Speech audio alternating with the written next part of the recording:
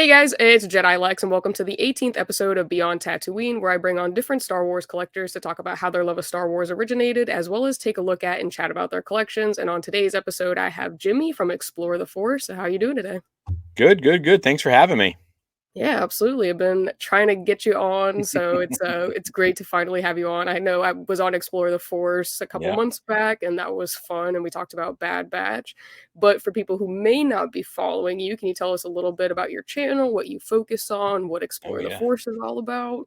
All right. Yeah. So, Explore the Force is an international Star Wars podcast. People are like, what does that mean?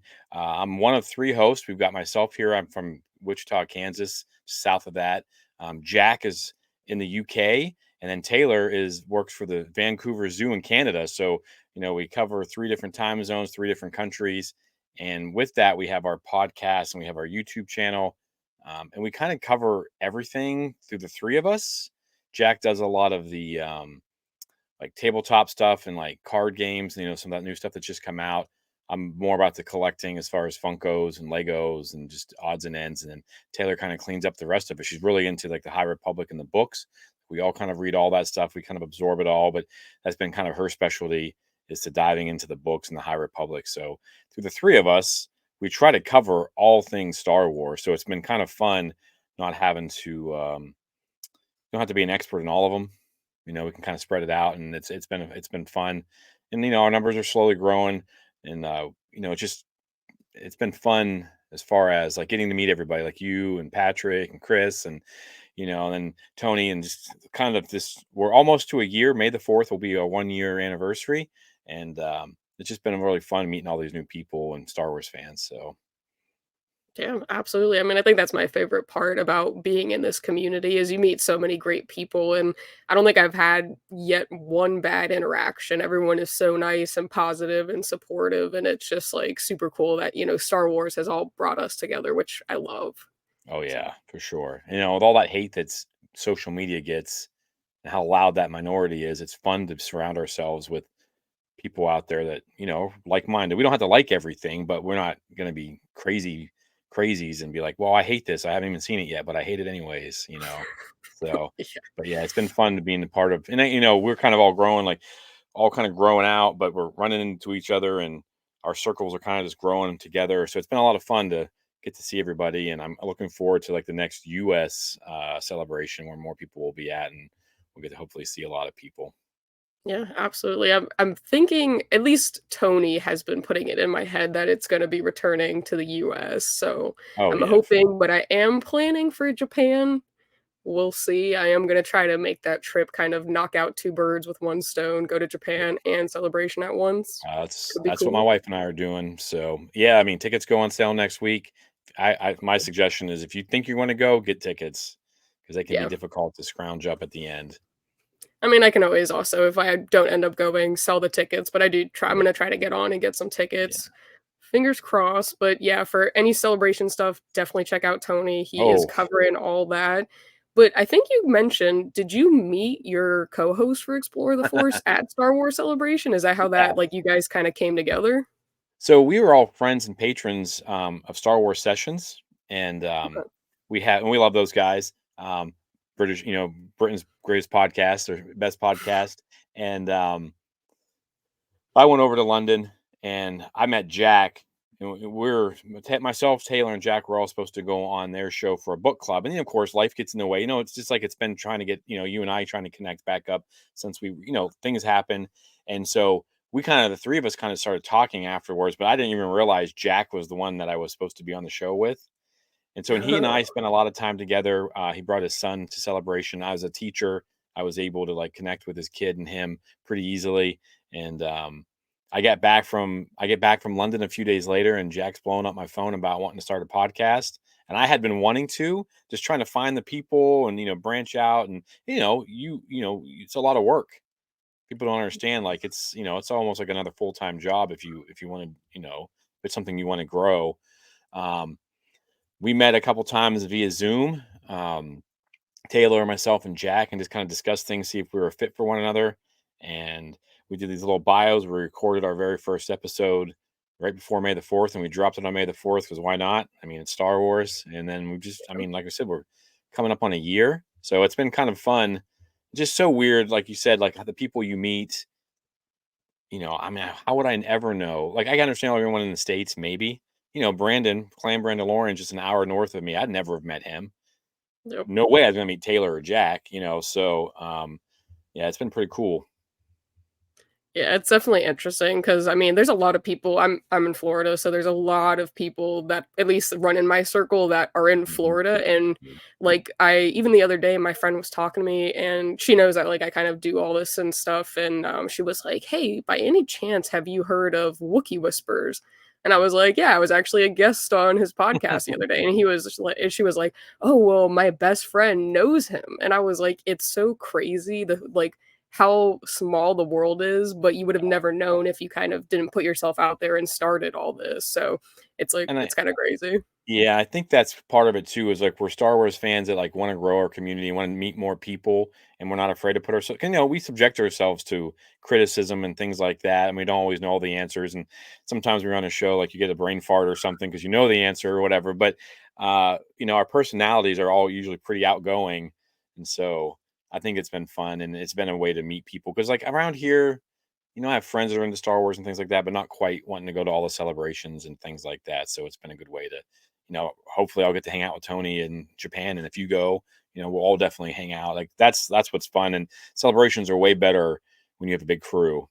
I went to Yeah. London and we hung out with Star Wars Sessions guys the whole time. And I mean, that was one of the most fun trips I've ever had, is just because you're with people the whole time. So it's pretty Yeah, cool. I used to like my whole goal for conventions and stuff used to be like, oh, I'm gonna go and see what I could find and this and that. But now that I've kind of grown a little bit, it's been cool because now I don't look forward to conventions for that reason, but to meet people who I collaborate with, over the Yeah. phone and on Instagram and YouTube and stuff, and then actually getting to see them and meet them in person is like different. And then when you do see them, even though you've never met them in person, you feel like you've known them for years and you could just have a normal conversation, how you've been, whatever, and it's so natural. It's Oh like the yeah. coolest thing.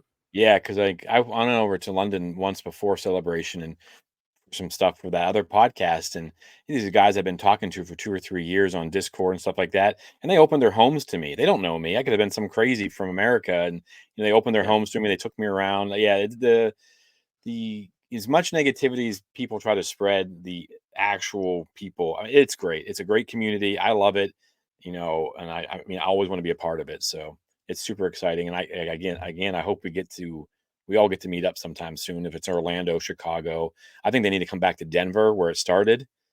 That'd be Yeah. cool. All right, come back to Denver or something like that. But yeah, I'd be shocked if the next one wasn't somewhere in the States. I would be too. I mean, they've done a few out of the states now, so I'm Mhm. thinking they're gonna bring it back. But I mean, Orlando would be cool just because it's close. But I Yeah, would love to go to a different state and kind of travel and be able to kind of just knock out two birds with one stone, going wherever it is, but also getting to go to a celebration. That's always yeah. fun. That's what But yeah, my wife and I do that. She travel like the last couple, my sister and my wife come along and they go see things like they're in Anaheim, they went to a bunch of stuff there where I'm nerding out. They both went to London, nerding out, doing all that stuff. So then we'll go to Japan. I'm not sure my sister's doing that one, but it's kind of far to go. But the wife will be with me and she'll get to go see stuff. Then we'll go, like you said, kill two birds with one stone, go see things, and then so nice. That sounds like good fun. So I guess my first question for you then would be what kind of sparked your love of Star Wars? How were you introduced to it? What kind of made you fall in love with it? Man, one of my first movie memories is my dad taking me to see it, Return of the Jedi in the theaters. I Okay. had seen Star Wars and Empire Strikes Back on TV prior to that, and I'm kind of older, so like, I mean, we used to have to rent a DVD or VHS player, right? You'd rent them for like Christmas or New Year's, and we'd always get the Star Wars. I mean, this is back when VHS cost like $120 a piece, crazy just for the tape. Um, but just being a nerdy kid, and also it wasn't as mainstream as it is now. Like there's so many outlets for kids, but um, I can just, with my imagination, Star Wars just grabbed me. And then my dad took me to see Return of the Jedi. I would have been like 6 or 7 at that time. And just, I was like, what is happening? Because that was the first one I'd seen on the big screen. I was just kind of blown away by it. Always been a fan. Um, and so, yeah, ever since, of course, we lived through the dark times where there was nothing except for the books and the comics, which is great. Wasn't a huge reader at the time, so I barely ever read like a Legends book or whatever. I've read a couple of them. So, but yeah, I would definitely say my dad taking me to Return of the Jedi kind of sealed the deal for me. Okay, cool. Yeah, I've tried to get into reading, but I feel like it's tough. It It's is it tough. is hard to keep up. The big thing right now, the High Republic, it's awesome. Getting started is difficult because there's all these new characters you don't know. There's a handful of Jedi Masters that you recognize, but they're not really in the books that much. And they came out at such a pace when they first came out. My goodness, it was hard to. I mean, I got caught up because of my summers were off, so I'd spend a day or two reading a book. But like during the school year, I'm behind Taylor by like 3 or 4 books, and that's just the High Republic. Then you've got like Rise of the Red Blade and John Jackson Miller's, The Living Force is out right now, and all these different things, and it is difficult to maintain unless it's your full time job. I don't know how you could do it. Yeah. Have you caught up on the High Republic stuff I in am caught up on the preparation High for Republic. I make that a priority. So when anything the High Republic comes out, I stop whatever I'm reading. I mean, I still have Shadows of the Empire, which came out 2 years ago. That's half read. Red Blade's half read. So like, and then I'm reading The Living Force, and I'm going to try to finish that before the next High Republic. I think the Temptation of the Force comes out, so that I don't have to stop and then pick it back up. Because I'm not one of those people who can read like some people can read like multiple books and different storylines. I cannot. I cannot do it. So I I need to just can't one book, either. one focus, drive through it. But Yeah, it does I'm help a in the one summertime. okay. Yeah. So, I guess if you are reading the High Republic stuff, are you excited about Acolyte or My hell yes, I'm excited for the Acolyte to see Vernestra Rowe, which is one of my favorite characters from the High Republic, to come live action. I'm a little bit concerned about her character arc because she has been around. She's going to have gone through some stuff, as they said in some of the interviews. She has been through it. Um, I think it's exciting. I know there's controversy surrounding some stuff. There's things that aren't great, but I'm not going to let that deter me from the story. Give me a good story, which I think we're going to get. It sounds completely different from. I mean, I don't think we've ever had a detective Star Wars, other than episodes of the Clone Wars, maybe. And yeah, yeah. I cannot wait. Like, I got to see the trailer at Celebration in London, and I was like, "Oh my goodness, like that looks amazing." And yeah, so I'm super pumped for it. We can't wait to start, and then come out on Tuesdays, which is I think is a change. So we Yeah. we just got that on our channel. Like, oh my gosh, like it's Tuesdays, not Wednesdays, so we need to like adjust what we were doing. But yeah, I think it looks terrific, and I don't know all the hate that it's getting. I don't understand, I guess, because we haven't seen it. Um, so we'll see. I mean, as long as it's a good story, the people out there are going to hate stuff regardless. If it could be great. Like you could even see, like I won't mention their names, but the largest Star Wars YouTuber, he was trying not to enjoy it. It looked like to me. So, because but regardless, I think it's going to be great. I think people need to give it a chance, and it's going to be new. It's going to be different. That's what people want. So give them what they want, and they still complain. Yeah, I mean, I'm definitely very excited about it. I love the trailer, but then I Mm. think, like, a day or so later, the like to dislike ratio I Oof, thought was brutal. it was, like, crazy, and I was like, Yeah, "There's so much hate for it, and we've only gotten, like, 2.5 minutes of a trailer." Like, we've only seen 2.5 minutes of the series, like, yeah. in pieces, so I don't know how there's already so much hate for it when we haven't seen it, but I'm excited. I love Star Wars, I love murder mystery, so I feel like it'll be, like, a cool happy medium, I feel like, you know? That's what But yeah, I don't know what people, it's a little bit new, kind of like what Marvel's done where they kind of changed their genre they're telling their stories in. A lot of it comes from some of the things that, Leslie Headland has said, and they've been controversial, but a lot of the stuff has been taken out of context. A lot of the stuff about who she used to work for. I think some of the hate's coming from people who don't even like Star Wars. They're just hating it because of who is directing it and show running it. But if they don't like it, they don't have to. But I don't know how, like, we haven't seen that many lightsabers together. We haven't seen a story like a Jedi Wookiee. I mean, who doesn't want to see Trinity as a Jedi? Like that, how are you not fired up just on that 10-second scene of her fighting May without even using a weapon, like that alone sold me. I'm like, let's Yeah, go. And there's a lot of articles out there. Empire had one not too long ago, and they keep sprinkling stuff, and I just get more and more excited. Either Leslie Headland has really good people writing her interviews for her, or she really is a fan, and I'm going to give her the benefit of the doubt until I see otherwise, because she seems like she's been a giant nerd, has an appreciation for it, but she does want to add her, her style to it, which let her. Like, yeah, she's where she's at because she's done good things, as far as like, was it Russian dolls and some other stuff? Like, until she's done poorly, why be negative? But yeah, you're not wrong though. The dislike thing, that was concerning just for the fandom. I don't think it's going to really do anything for the show. I don't think it's going to stop people from watching it. I mean, even the haters who are watching are helping Disney. They yeah. watch it I to mean, complain about it. They're still helping Disney get the numbers they need. So it does really kind of backfire on yep, still adds views them. to the watch, but yeah, I don't know. I mean, I'm definitely excited about it. I think it's gonna be something new and fresh. We're going back pre-order 66 to a Mhm. new time that I feel like that hasn't been explored unless it's like through the books and stuff. So I mean, even to me, I haven't read the High Republic. It's definitely very overwhelming to try to catch Yeah. up, and I am a slow reader, so I feel like me trying to finish that before it comes out is not gonna happen. But That would I be think it'll be difficult. cool to kind of get a different perspective on something, that I haven't really watched before, and getting to see all those lightsabers at the end, Mhm. it Yes. was beautiful. It was Yep. beautiful. It was poetic. I'm so excited, you know? Yeah. It's one thing she said that inspired her as a kid was seeing all those lightsabers on Geonosis, and she wanted to bring that to the screen. Like, what's wrong with that? Like, she's Nothing. taking a childhood memory and she's bringing it, and now she's got people are just mad because they're not the ones doing it or something, but I wouldn't want that pressure. So can't wait. I think it's going to be great. Um, but we'll see. Like every episode, I mean, they're probably not all going to be winners. I'm sure there will be ups and downs, but I think overall, you almost have to wait till the whole series is done, or at least the first season, before you can start. Hey, 'cause I didn't like Kenobi when it first started. I was kind of bummed at how that started. I wasn't feeling that. I wasn't feeling Ahsoka the first time she showed up in Mando.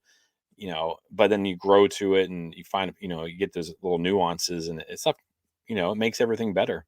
So. Yeah, 100%. I mean, definitely some of the, shows have been very slow burns. I mean, Andor, for example, that one is very slow. I feel like that one Mhm. comes up, people either love it or they hate it. There's no in Yeah, there's between. But I didn't not like it, but I didn't love it. It's not like one of my favorite shows, so I feel like I do kind of fall in the middle. It wasn't the worst. I think it was different, but I also kind yeah, of feel like that's what Acolyte might be, is different, and I think people are either gonna love it or they're gonna hate it, but I think it's tough when you have all those lightsabers and stuff. Because Andor yeah. didn't have that, but we'll see. I don't know. Yeah, I agree with you. I think people didn't like it. Like, I have good friends who didn't like it because they like to watch Star Wars with their kids. That really wasn't a kid show. My nephew Hank, who we've had on our show a few times, he's pretty funny.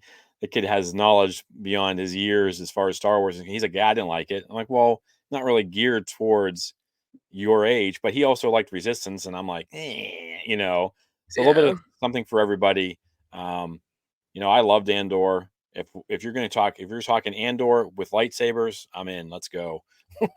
Yeah, I mean, that I feel like that would've made it better, but I also know that wasn't the point of Andor. It was Yeah, to take a different look and spin on it, and I think maybe that's why people weren't a fan of it, because it wasn't the classic lightsabers and duels and stuff, but it was a different story. It was a different kinda, they shed a light onto something different that we don't always get, which I think is important, and there's so many things that they can do that with, and Oh, they absolutely. I think it opens the doors for a lot of things, so I don't know, Well, we'll all these see. stories, like Bad Batch and stuff too, they're just building the hate for the Empire. Like, if they do something to Omega or to the Bad Batch who've grown to love, then you get that with Andor and Andor season 2 coming out, and you just see the evilness. And I think that builds, just like in Kenobi. Like, next time you watch A New Hope, when you see Uncle, Aunt Beru and Uncle Owen laying there charred, that was a little more impactful after having spent some time watching them defend Luke from Riva or whatever. Like, those, it just builds and Yep, makes everything better, kind of like the Clone Wars did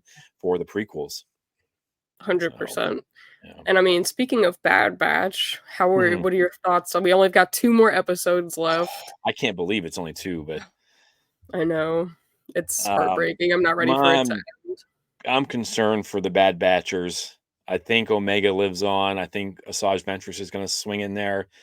I have these weird theories where, like, some stuff that Nika Fuderman, the woman who uh, voices Asajj, I was actually at the Comic Con and she was telling people. I think she may have gotten in a little bit of trouble because she's gone like radio silent since then. But I have a feeling like whatever's next is Asajj, Quinlan, and Omega. They're going to maybe tie the path into it. There's a lot of stuff with the video games, with Jedi Survivor, with Talonor. I think Mhm. it could be pretty crazy, but I am very concerned for Hunter, Wrecker, Crosshair, Echo probably. Now we know Rex makes it and stuff like that, but and then Gregor and Wolf and the ones we found we see in Rebels, but I don't think I'm very nervous. I'm not sure how they're going to wrap it up in 2 episodes. I Yeah. but yeah, it's been, for animation, and I was one of those guys who was like, "Well, I'm not gonna watch Clone Wars because it's a cartoon." And then I binged it and I was like, "That's some of the best Star Wars I've ever seen in my entire life." And Bad Batch, I was kind of like hesitant towards it. I didn't really realize, didn't think, why do we need this? But by the end of season 2, I was watching that before I'd watched Mando when they were crossing over. I thought the story was better in Bad Batch. More feels to it. Just I thought better storytelling, better action, and just overall, I thought it was better than season 3 of the Mando at that time. And then of course season 2 is just falling in love with Omega, want to see her succeed. I know people don't like strong female characters, but she's awesome. I don't. What I don't understand though about her is, where is she during the rebellion? Because someone like Omega inspires, and there's no way she's sitting by on the sidelines when everyone else is fighting. There's no way. So I am slightly concerned. I don't know if Lucasfilm and Disney will go there, taking out Omega, but man, if they did, whoo, ouch.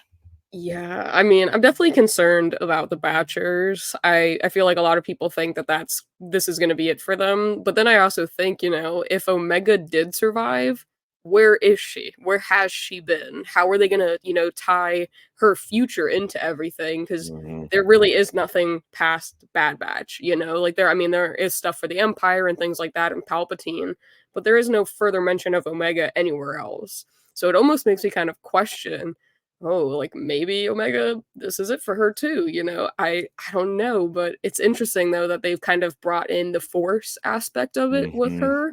So I do kind of think she might go off with Asajj and Quinlan and do that path thing, but I don't know.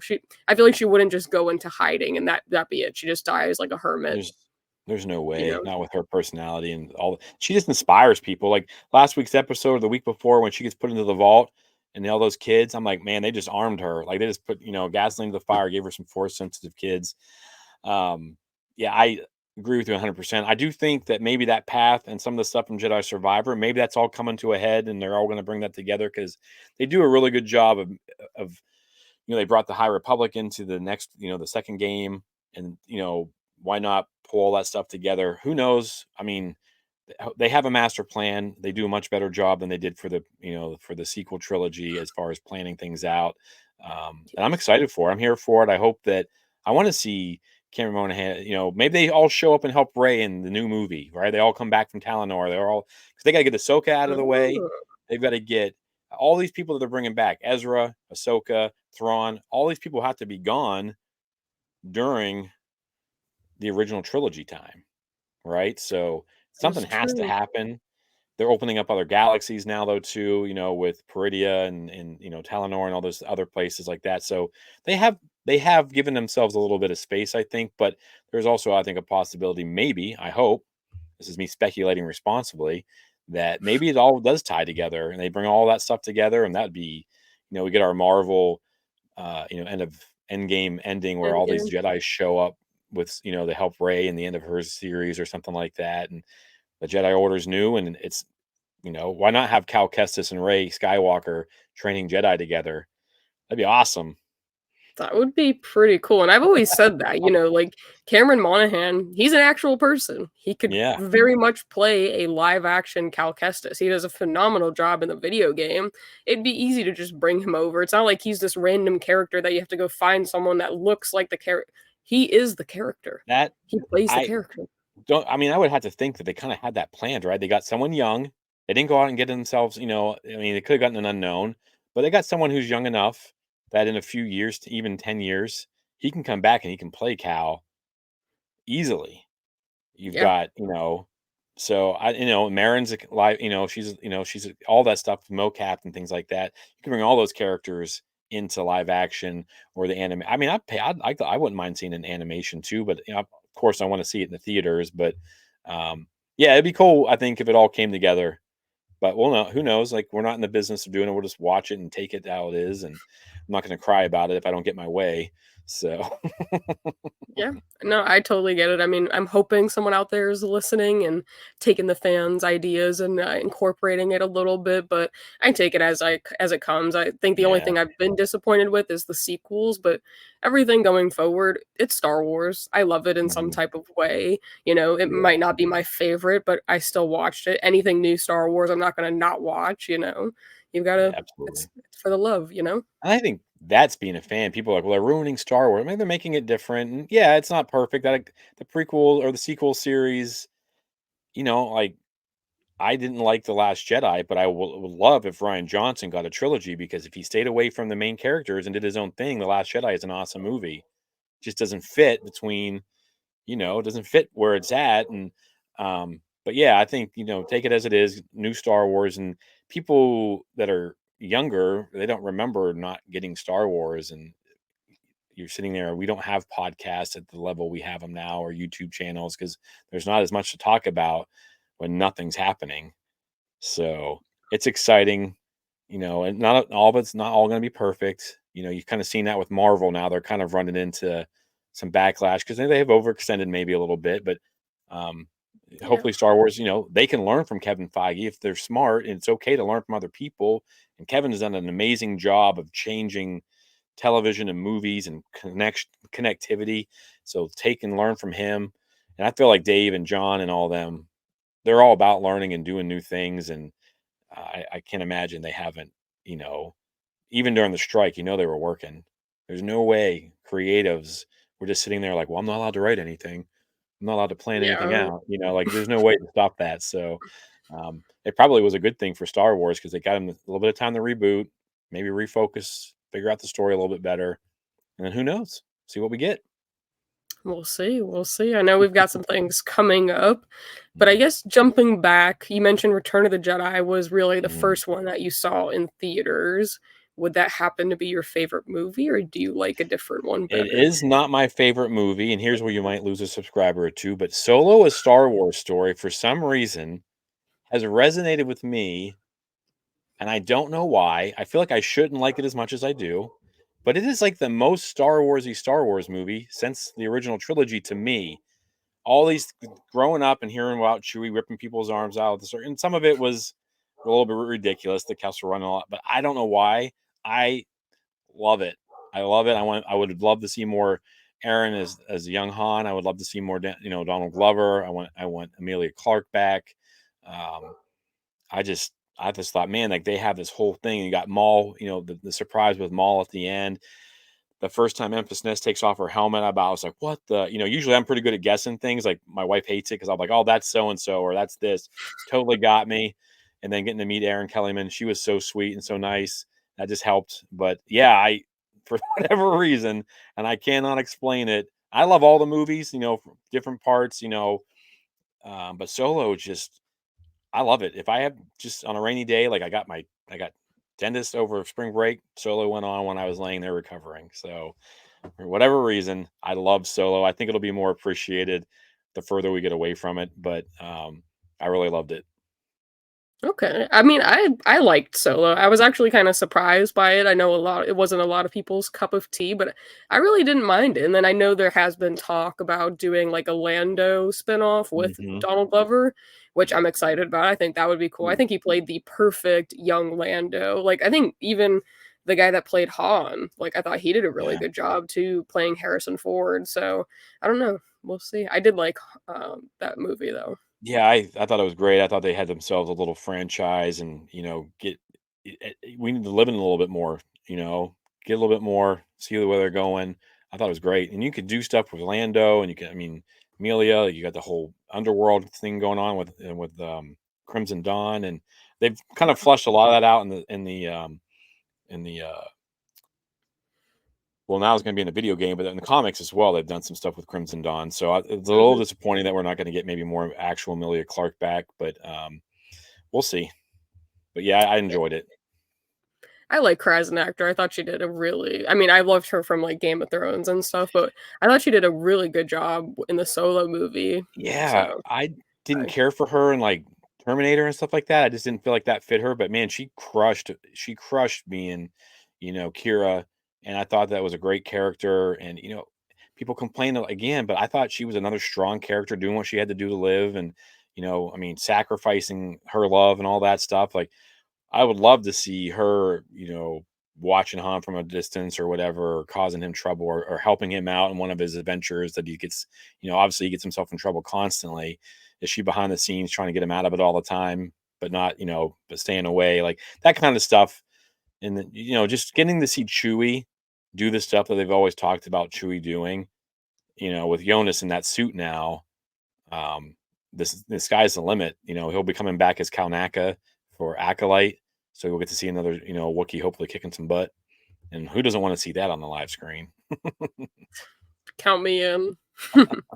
I thought that was, like, the coolest little clip from the trailer, getting to see an actual Wookiee Jedi, like, Mm, other I mean, Chewie's not a Jedi, but, like, another pretty yeah, big Wookiee, I thought that was, like, really cool, so, I yeah. don't We know. really hadn't gotten until Black Chrysanthemum came on the screen, as far Yeah. as so.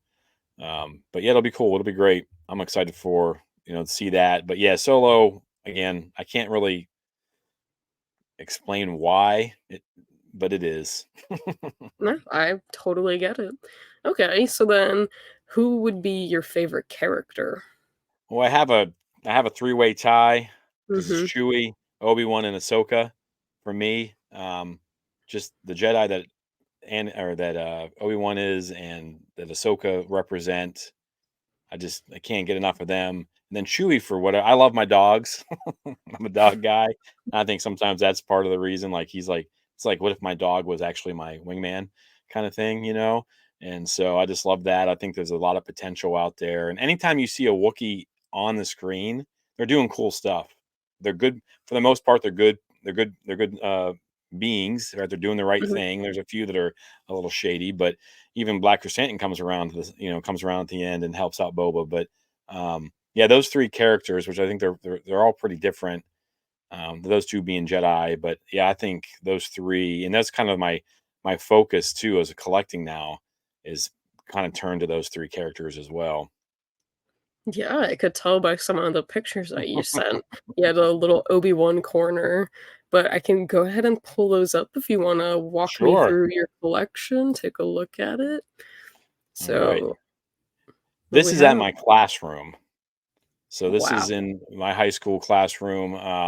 That used to be all Funko Pops. I've tried to diversify a little bit, and I get a lot of being the Star Wars guy. Someplace, my high school has like 2,300 students in it, right? So you can Okay. imagine the staff and everything like that, and you make those connections, and kids will bring me stuff back. Oh, that's cool. Some of the Chewy stuff and some of the like the little Grogu up there. Two of the Grogu's up there, like the big ones, like the kids get them and bring them to me for Christmas for my birthday, and they go on trips or come back with something for me. So it's been pretty cool. Um, you can see all the big Funkos up there, mostly up there because I don't have space for them at home. So, Yep. but yeah, I mean, a lot of that collection, like especially on that bottom shelf, is stuff that people have given me, um, which is pretty cool. And there's nothing of like I would say like super high value there because they are still high school students. I've never, knock on wood, had a student even attempt to take anything from me. My coworkers, however, are a different story. They like to try to mess with me and see if I can realize something's missing. So I keep my door locked whenever I'm not around. Um, but yeah, so the kids all get a kick out of it, and I always tell them, this is all my stuff. This is kind of this, this should tell you a lot about me. And when you get bored with my lectures, you can just look over here and see if I put anything new up because I will change it. Like I'll take that all down when school ends, and I'll put it all back different, so it's different every year. Because I'll have kids that from one year to the next, I'll have a few crossover or a lot of crossover, so they get bored with it, or they'll, you know, but yeah, it's pretty fun. The kids will get a kick out of it. And I've had people from the school district come in just to see my collection. Really? Yeah. That's pretty cool. I was gonna ask, I was with high schoolers and stuff, does anyone, like, mess with it? But I'm surprised that no one does. My That's desk interesting. is, like, kind of in front of all that stuff, so it's never Yeah. really been an issue. And I've gotten to the point too where the kids know they're not really allowed to touch it. They can come over and look at it if they want to if I'm sitting at my desk. Um, but the kid for the most part, and I have a good relationship with my kids. Like I try to be a fun, we got to still maintain order, but I think the respect that I have for my kids, and then they appreciate that, and they even the bad kids that I have, they don't usually get in trouble in my classroom. They don't really cause me much trouble. So yeah, I've been really fortunate. I mean, there might be something missing that I don't realize, but because there's a lot up there, but it used to be like in roll tight rows, everything was doubled up. I mean, it was all Funko, and nothing ever went missing except for when my coworkers stole Boba Fett from me. Uh-uh. Mm-mm. I Not mean, you've cool. got a pretty diverse setup. You got Funko, I see some Legos. Yeah. Yeah, Yeah, there's we all got kinds of stuff up there. I mean, we've got the adorable things, those little things that come uh, out. I don't even know what they were. A coworker who's a Star Wars fan, she found them. Was having a kind of a rough go at the beginning of swim season, and she thought I could use something to brighten up my day. So she brought me these little collectibles, and they're like that big. They're pretty cute. I mean, they're for little kids, mhm. but it's Star Wars is Star Wars.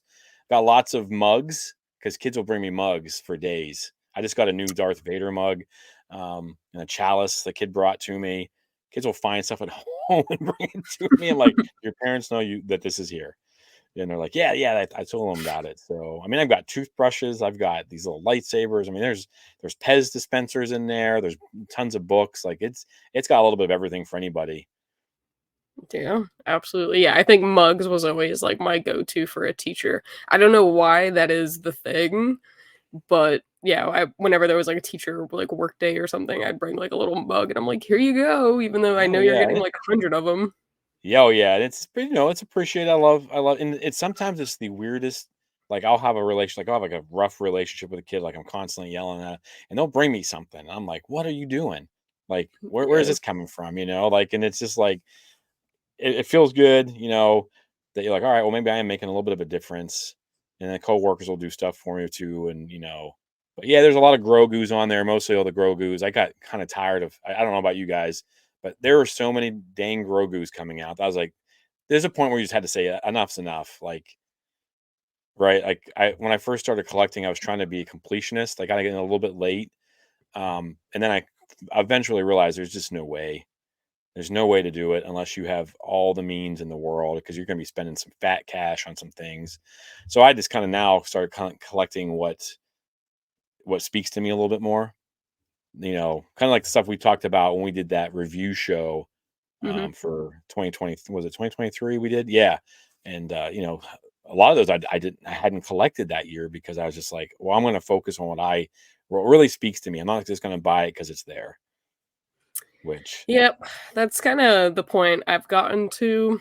I used to just because I definitely got late into collecting Funko. I think it's like maybe 2019-ish, and I mhm, was like, I gotta buy every pop that I see. yeah, I have to make it my mission. I was constantly searching marketplace and whatnot, and then as my collection started filling up, I was like, I don't even like some of these. Like, what am I even doing? And now I'm very selective. The Grogu's I was all about. I love Grogu.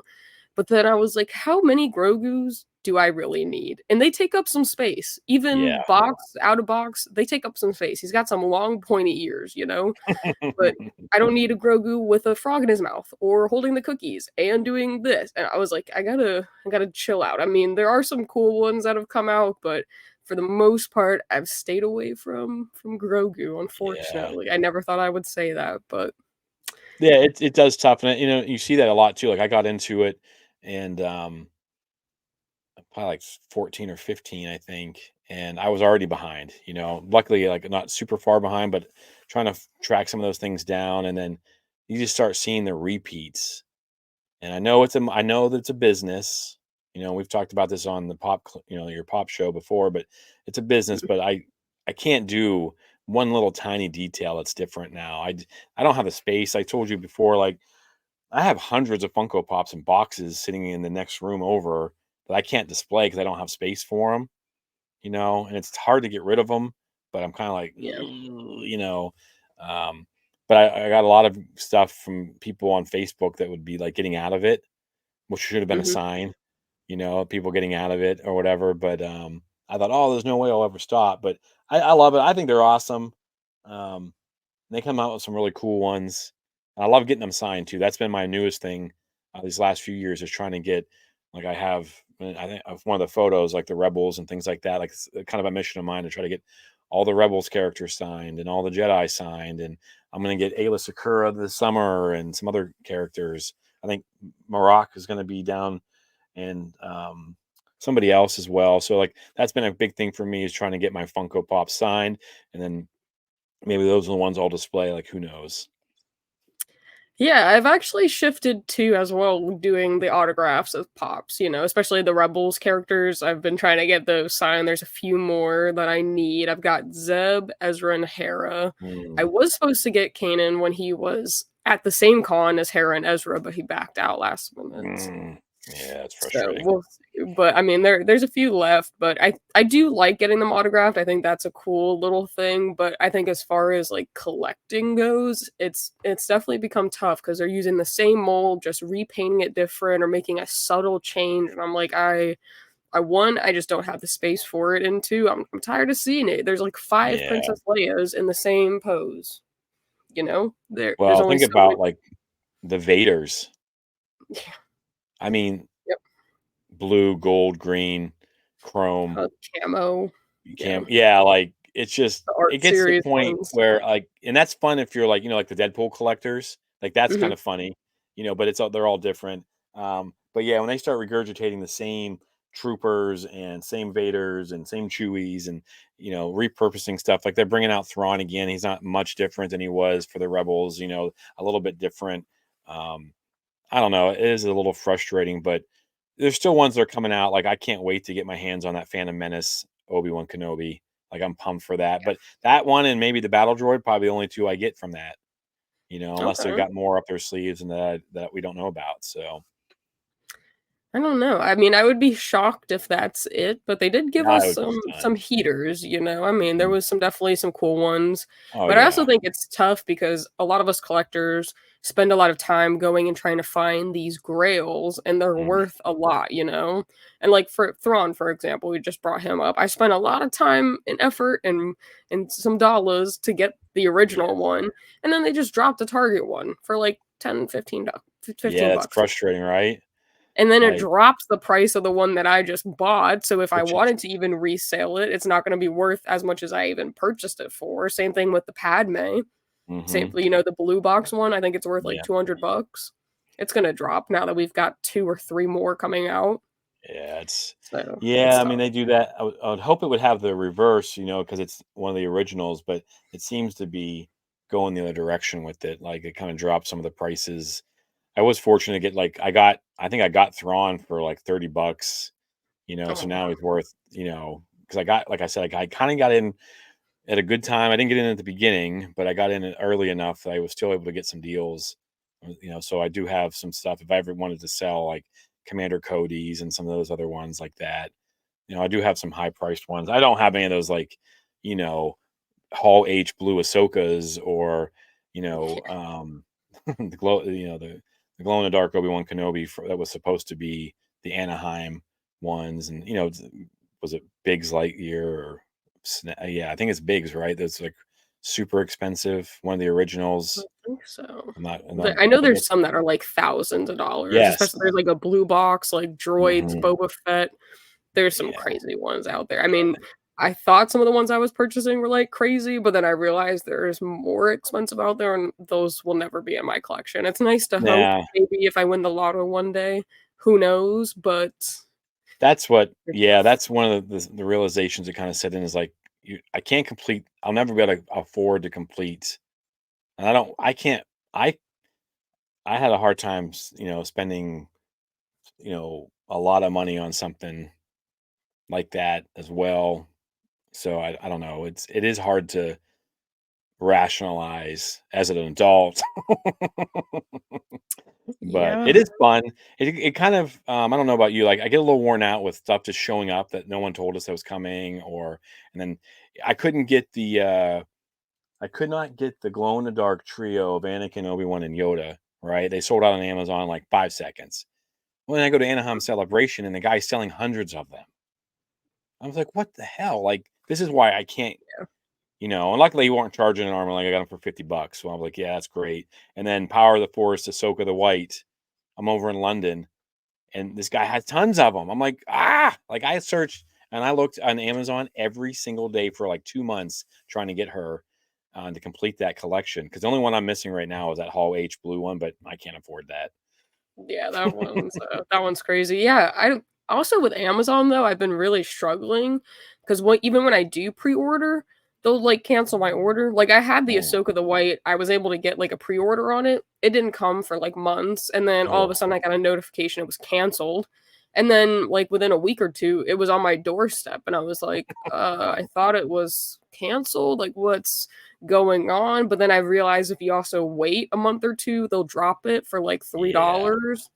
And I'm like, it's almost pointless to go run out and try to get these pops when they're just going to be reduced by like two-thirds the price in a month or two, Yeah, and you then you'll know? get, So, like, May the 4th deals coming up. You'll be able to get stuff that was you didn't get before, and it is tough, mhm, though, to wait because, like, there is that outside chance that you don't pick it up, and you're like, oh. yeah. So, Yeah, it's definitely it's a game trying to figure out which ones you can pass on that'll you think will end up on clearance, but then there's some that you know will not. oh, So, yeah, that's it's a backfired on me game. terribly a few times. Like, I thought, "This is really gonna pop off," and I bought 2 of them 'cause I'm gonna sell one, and then it just never took off. I'm like, "So now I'm stuck with 2 of these." Yep, So, I get it. And then I think this is also in your classroom, your yeah, so Obi that's just off Wan. to the side. We call that Kenobi Corner.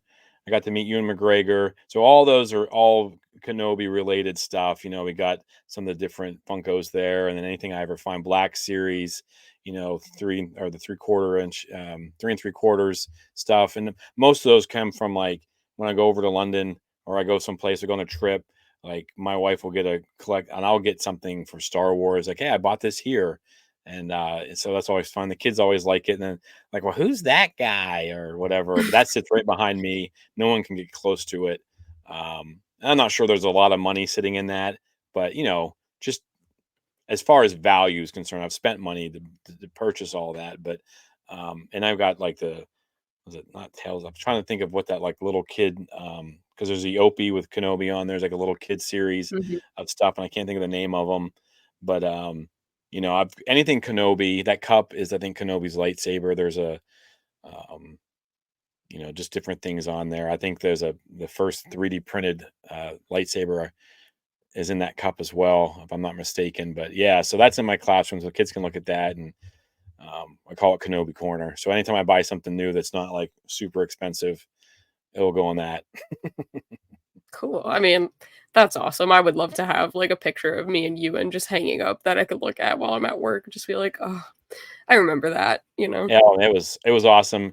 I would suggest though not meeting him at a celebration. If you can do any of these big stars outside of celebration, it'll cost you less. Get to spend more time with him.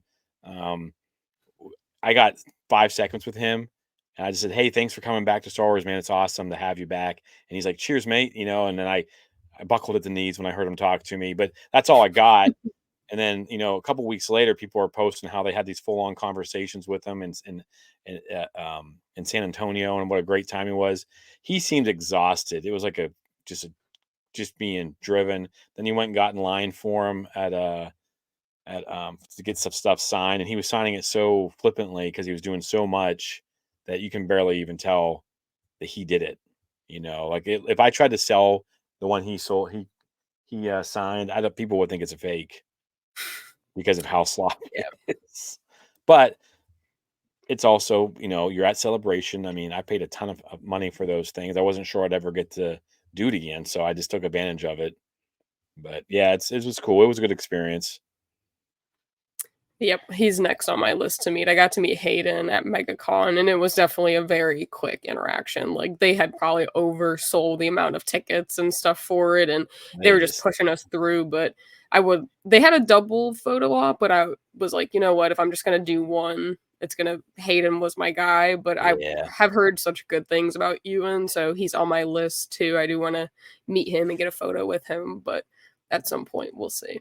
Yeah, he's there's a lot of good stories about Ewan and Hayden. You know how if they have time to interact, and they do take their time to like talk to little kids and stuff, which I think as an adult you can appreciate. Like they do take the time for the kids and kind of start growing that next generation of Star Wars fans. So Yeah. I mean, it seems like also depending on the day of the con, because I heard like the Thursday and Friday they had a lot like less people. There was more time for conversations and stuff, but Saturday and Sunday it was just like they were just yeah, herding us through, and I was like, I just want to talk to him for a little bit, even though I literally couldn't get a word out of my mouth. I was like, I yeah, was starstruck, but I get it. I mean, there was a dog there that does, like, the lightsaber in its mouth, so they, like, spent some time doing that, which I thought was cool, but, yeah. eh, who knows? All right, so this is just kind of a hodgepodge of things. You can see like my solo Black Series figures in there. I got R2 up at the top. Some characters I really like. You know, got Legos and we got Pez dispensers with, and man, all kinds of stuff that we got up there. All the different like there's the Valentine's Day ones, which I know you guys are huge fans of the Valentine's Day Funko Pops. Love them. Love them. But you know, I had like all my droids over there. I couldn't even get one of the photos because it's so messy down here. Like I was telling you off air, we've got two exchange students that are living in my house, which is great. You know, but they do leave in a month, and so when they leave, we'll get our house back, kind of, and I'll be able to get some of this stuff moved back out and not all stuck in the basement with me. But yeah, I love that. I got Doctor Squatch stuff and just different things people have found for me. Um, you know, and if I go to like Ollie's, you guys have Ollie's in Florida? Like it's like a Mhm. bargain. During Christmas, man, they have a ton of stuff. I bought so much from there, like the different like solo collectibles, lots of Legos over there. Just a ton of different things. Records. People one of my friends just brought me his dad collapsed his houses and they went through it and they found these old records of um I think it's Empire and Star Wars, A New Hope. And I have like just Pez and I mean there's just so many different things up there. And kind of when I first started collecting, you know, when you have money to do it, it was all Funko, you know. But now, like I said, I just kind of go with what kind of moves me, you know, what I want and try to diversify a little bit. But I always try to kind of like put them in their categories just for my sanity. You know, at one point I had them all by number, but Uh-huh. then Funko screws up the numbering all the time. So, Yes, they do. which I'm not. I mean, you just add one Funko, just add one, you know. But yeah, so a bunch of different characters and Legos and things like that. Um, gun a blaster that like my mother-in-law bought me and my two other brother-in-laws. We all got Nerf Star Wars blasters, so that's pretty Nice. cool. And um, yeah, it's just kind of a fun little collection. My nephews come down here; their brains about melt. Like they're not allowed to touch anything, but they're just like, "Oh my goodness!" I'm like, "Yeah." So pretty fun. Cool. Yeah, you definitely have a cool assortment of stuff. I know I started with Funko too, and I've kind of branched out to other things that have, Funko's piqued my interest, but Yeah, Funko's a great place to get started. It really yeah. is like a good place for people to start collecting. That or the 3 3/4. I thought they were a little bit different than you know regular trying to display because I have a ton of like I try to collect all the Jedi I can find in 3 3/4, but I have no space to hang them down here because they're still obviously in their their hardbacks and all that. But I think Funko's a great place to get started. It's not too expensive, right? You can go out and Yep. spend. I think one of the first purchases I made was all the Rebels characters, right? Like $100. Now it's worth way more than that. But like, you know, I went out and I spent $100. I got all the Rebels characters, and that's kind of how I got started on it. So, and I actually got started with Wow. it. A student brought me a Deadpool one because we had taken all of our seniors with permission, senior swimmers. We took them to see Deadpool after the season was over because they all wanted me to go with them. I was like, fine. I said, but each of your parents has to tell me it's okay to go to a rated R movie with you guys. And they're like, sure, sure. And I got all the permissions, and then the next day they brought me a Funko of Deadpool, and I was like, "Oh, that's cool. I'll never collect these things." And 500 Star Wars Funko Pops later. Yep. I said the same thing. I was like, "I'm not gonna collect them." And then my buddy started collecting, like, the anime ones, and I was like, "Oh, well, I wanna be, like, a part of that when you guys go to conventions and Yeah, it's stuff, fun. to Funko Hunt," but I was like, "I'm not in the anime," and then I realized they had Star Wars ones, and I was like, "Well, that's it. I'm sold." Yeah, And because that's this how it and started. Harry Potter were killing me. Like, I had to make a choice. Like, okay, I can't collect all the ones I want because I mean they're like the Hulkbuster and all these cool Marvel ones. I'm like, you can't do it. I still have a box that's like non-Star Wars. It's like Harry Potter and Marvel and DC and some other odds and ends. I'll do some Ted Lasso stuff and Okay. some history ones. I do have a lot of history Funko ones too. I have those some in my classroom. I'm giving some of those away to other teachers and things like that. But Oh, nice. yeah, it's a great place to get started for collectors, especially young kids. Like my nephew Hank, he's got himself a nice little collection started. Um, and he'll text me and be like, "Hey, you got this, Uncle Jimmy?" And I'm like, and I'll be like, "No, I don't have it," but because he'll be like, he always wants to have what I don't have. But it is a great place for kids to collect, and just anyone who wants to start, it's pretty fun. Yeah, I totally agree. They're not, like, crazy priced, at least when you buy No, them for, like, retail, so hmm the Black Series I struggled with because 'cause they're pretty they can they get keep, pretty expensive, and yeah, they just keep climbing, and I'm like, for one figure, I could buy, like, 2 Funko Pops or maybe yeah, at 3 least minimum, sometimes, but, minimum. I mean, I think they're cool, but I think they're doing the same thing Funko is too, kinda just repainting and repurposing. Well, they also did that weird thing where they weren't having you couldn't see if the whole box is covered. So you almost had Yeah. to buy 2 if you wanted to display it. So, like, for me, I'm an in-box guy for the most part, right? Very few out of the box things. I mean, I still have the original Teenage Mutant Ninja Turtles in their boxes from when I was Oh, a wow. kid. They're back in Pennsylvania. I always forget to get them. My mom's always trying to get me to go up there and clean up.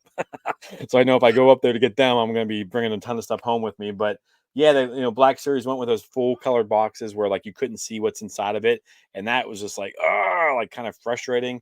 But I would Yep. say honestly, most of my Black Series, I get them on Black Friday. Ironically Mhm. enough, I got a local shop here that's pretty good, and then Ollie's has been a good place to find them pretty cheap, and you can just. And I don't have again, if Ahsoka comes out or Obi-Wan comes out or a Chewie comes out, I'll buy it at cost. But typically, like even with the Solo, which I think that was last Christmas or Black Friday, I went in there and they're like, it was like 50% off. So I just bought all I could get, you know, way to do it. Yeah, I've noticed Ollie's and, like, Ross have a lot of the Black Series figures, and they go for, like, 3, $5, and I'm like, "That's doable, but do I Yeah. just wanna start buying them because 'cause they're cheap or" Yeah. If they don't talk to you, I what wouldn't do you buy do? them. Yeah. So, I don't know. I keep it I look and then keep it moving, you know?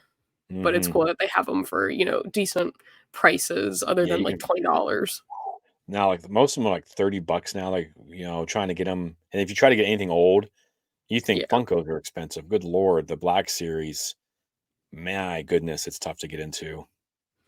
I mean, I think same thing with some of the vintage collection figures. Mhm. Those get up there, especially if the card and everything, it's, like, still Oh, you have pristine. yeah, if you have a pristine card, you're gonna be paying some cash for one of those. Yeah. I think my Uh, wallet would, like, scream at me. But and then well, I think yeah, this so there's a bunch of oh, Legos that I haven't built. You got the new Ghost over there, and that's one of the things we do on our channel. I do on my channel. I do brick by brick builds, and it mhm, takes an eternity because I'll move them around and like if something's like 100 pieces, it'll be like 300 photos. But it's yep, fun. I like being able to go back and watch myself build it, and I don't have my hands in it, so it's every time I put a new brick on it, I'm zoomed in on it, and it's kind of a fun aspect to doing it. And I'm way behind in those Lego videos. 'Cause I mean, I got the new Millennium Falcon here from the May the 4th stuff that they've just released. I've got the R2. mhm, I've got a bunch of the helmets that I want to build. But yeah, I'm super far behind on some of those. But I really got it in the Lego. It's kind of weird. I got into Lego when I got divorced.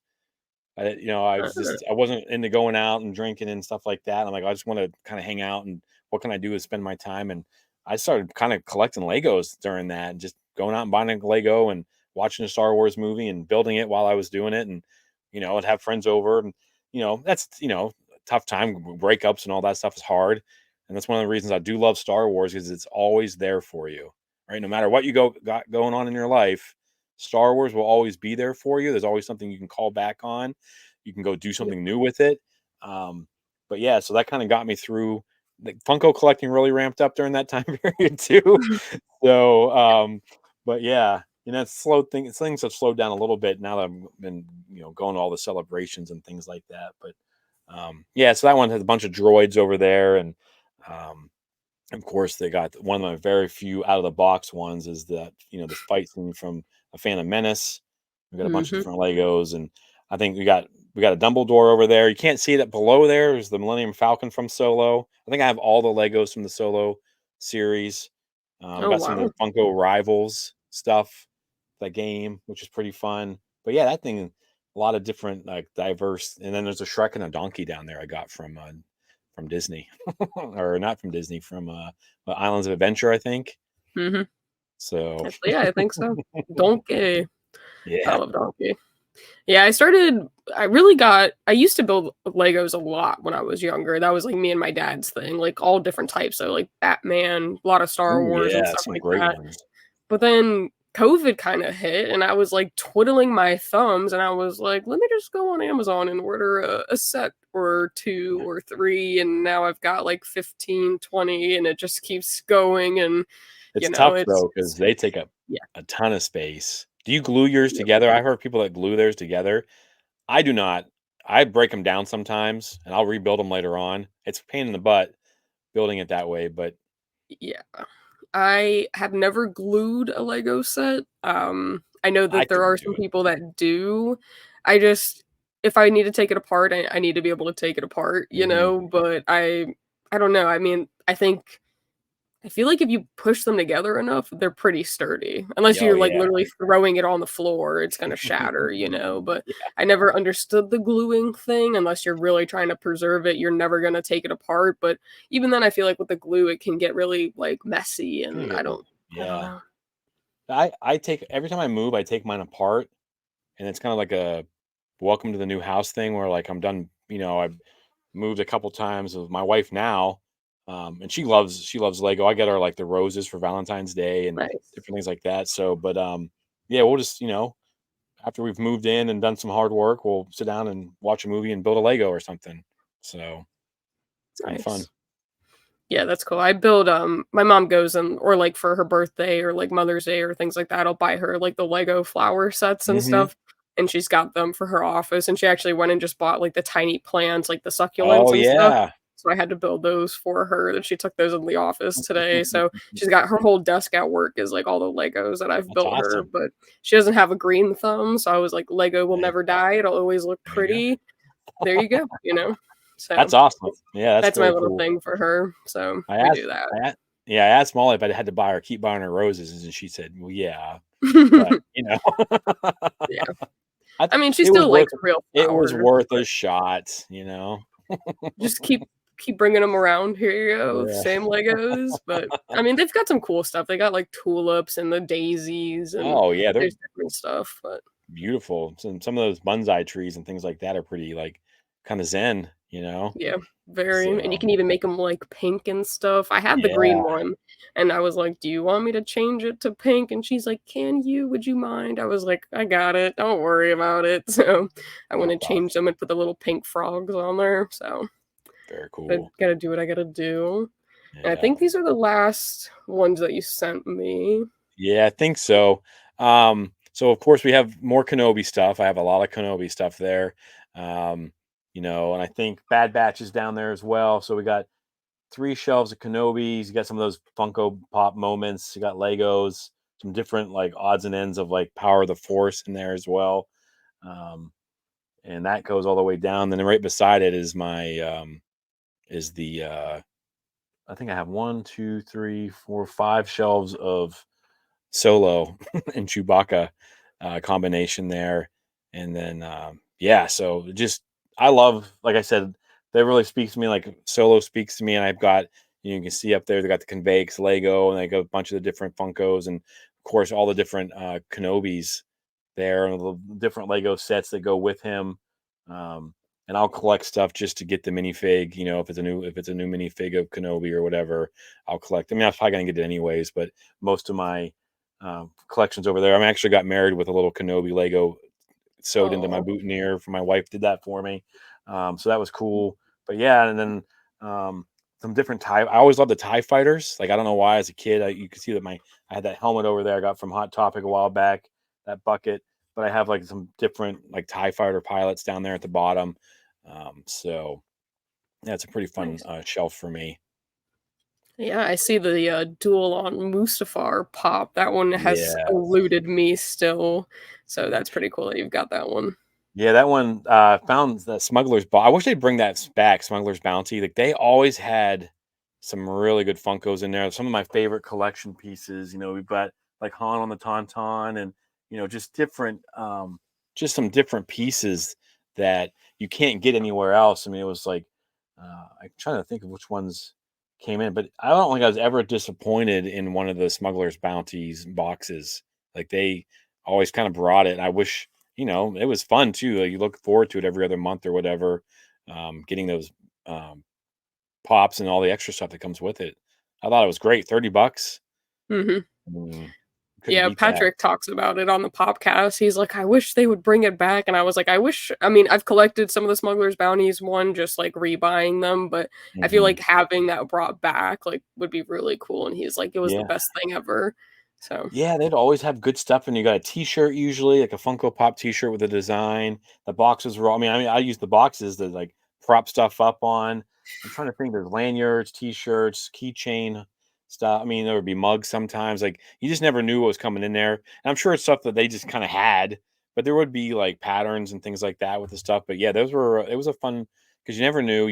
You had to stay off social media for a little bit though if you followed certain because they'd get it a little bit early, or people would get it a day or two early, and they'd kind of ruin what was in it for you. And that was always kind of a bummer. But yeah, that was a great collection, to get. And they always like they rewarded people if you were on it for like the year. They'd give you something at the end of the year, and if you did it for the long yeah, time, like cool. people have like I think there's a C3PO out there that's like special. I don't know exactly because I mean I only did it for about a year and a half, I think, and then they kind of discontinued it, which is kind of a bummer. Yeah, I wish they would bring it back because they had some really great pops, it seems like, so it'd be cool to, like, kind of have a monthly little thing to look forward to, so I Yeah. wish they would do that again, but who knows? Maybe they're listening to us over at the Popcast and it just pops up again, but okay, cool. So I have one last question. What is your most valuable or favorite piece in your collection?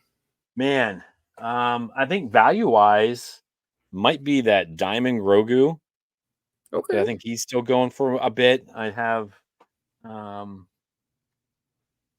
think of my favorites.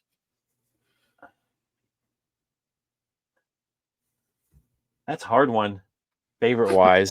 Um, Gotta be probably my signed Kenobi one, just for the fact that, I have got one signed from him. Ewan signed one. I got Jonas signed a Chewie from Solo, so that's like one of my favorites on my Chewie wall. I'm trying to see what else I got. Emphas and I have an Ashley Eckstein Ahsoka. I'd like to get a Rosario to go with it, but yeah, I would probably say probably the Obi-Wan Kenobi. Actually, hang on a second.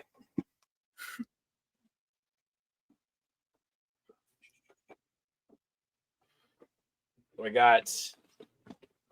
got was James Arnold Taylor, so he voiced, from mhm, Clone Wars. That was a pretty cool one. He was super fun to meet. So the memories of that one was pretty cool. And then of course I told you about Ewan's like sloppy handwriting.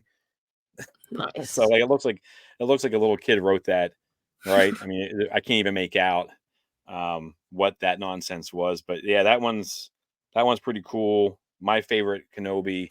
But yeah, I would think that I think I have a Rex and other ones kind of hidden by some of the mess on my floor. But yeah, I would say those are kind of my favorite ones. The ones I've got signed and got to meet people and talk to them. Um, so Cool. Well, I appreciate you coming on, but before we jump off, could you let people know one more time where they can find you if you have anything coming up that people should Oh be on the yeah. lookout for? So explore the force at all the social medias. We have TikTok, Instagram, Threads, YouTube, all of them, I guess. I don't know. We all kind of take turns doing different things. And then, of course, we have a main show that we release every Tuesday on podcast. On Fridays, it comes out on YouTube. We do. We have like Chris coming on Wednesday to recap Bad Batch. We'll probably reach out to you guys about Acolyte as well. We try to do with it with a different content creator just so we can like introduce people. Um, and that I have personally on May the 4th, if anyone's in the Kansas area, the Wichita area, I'm hosting a May the 4th Star Wars trivia, and all the proceeds are going to go to the Kansas Humane Society here in town. And then at the end of the month, the end of May, I'm going to be at GalaxyCon doing Star Wars trivia as well as a panel. And I'm hoping to meet, there's a bunch of different content creators from that area. I'm hoping to get to meet a bunch of them as well. But yeah, we're pretty busy doing stuff. I know Taylor's doing stuff with the zoo. She's got some Star Wars things happening for May the 4th there. And then Jack is, who we never know what Jack's up to, but he always surprises us with something new. But yeah, just check us out. We got a little bit of something for everybody on there. We had tons of guests. We just had Alan Austin, who's one of the original stormtroopers that put Han Solo in the carbonite freeze. He was on our show on Wow. Sunday. That released today. He has some amazing stories about his crush on Carrie Fisher, talking to Billy D. Williams about life, how cool Han Solo really is. Just had some outrageous stories, some really fun behind the scenes stuff. We've been really fortunate to get some that we had Brendan Wayne on, Mark Thompson. Yeah. We've had some pretty fun names. Then we had lots of fun content creators like you guys come on, and I always think that's a blast. But yeah, check us out at Everything Explore the Force. You can email us at exploretheforce@gmail.com as well. So Okay, cool. Well, I will link all of your information down in the description so people can find you easy. Again, I appreciate you coming on. yeah, It absolutely. was awesome getting to talk to you again, or finally having you on my podcast Yeah. at least. And I will see everybody next Thursday.